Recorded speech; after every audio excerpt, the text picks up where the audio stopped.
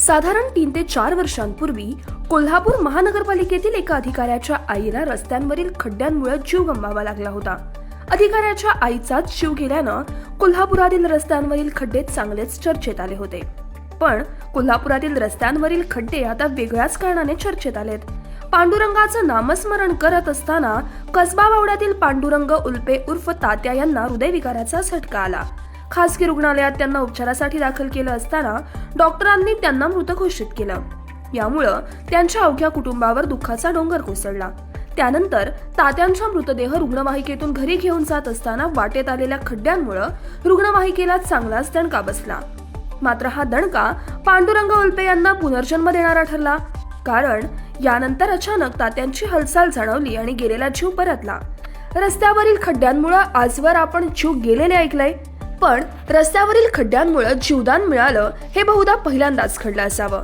दरम्यान पांडुरंग उल्पे यांच्या पुनर्जन्माची कथा कोल्हापूर जिल्ह्यात नव्हे तर महाराष्ट्रातील प्रत्येक जिल्ह्यात आता चर्चेचा विषय बनली आहे। कोल्हापूर शहर नजीक असणाऱ्या कसबा बावडा येथे पांडुरंग उल्पे राहतात। वारकरी संप्रदायातील असलेले उल्पे हे नेहमीप्रमाणे भजन करत असताना अचानक त्यांची तब्येत बिघडली। शरीरातून घामाच्या धारा सुटत त्यांना हृदयविकाराचा झटका आला।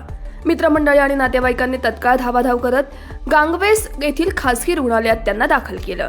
मात्र डॉक्टरांच्या सल्ल्यानुसार वैद्यकीय उपचार झाल्यानंतर त्यांना मृत घोषित करण्यात आलं।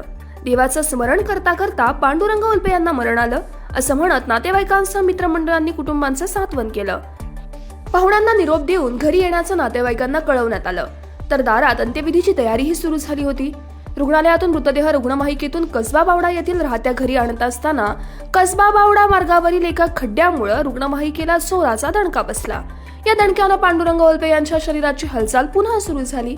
नातेवाईकांच्या ही बाब लक्षात येताच त्यांनी जवळच असलेल्या कसबा बावडा येथील रुग्णालयात त्यांना पुन्हा दाखल केलं।